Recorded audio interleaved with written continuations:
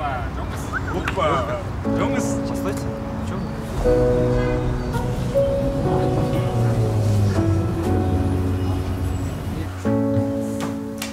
Что атасың?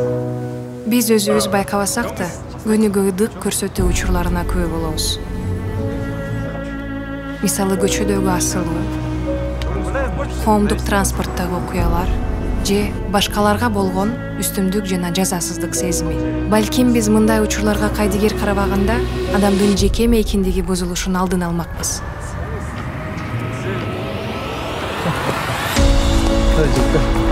Что-то надо шпам советские уже не было.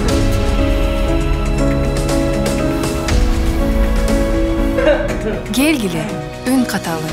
Ошондо гана ыдыкка каршы тура алабыз.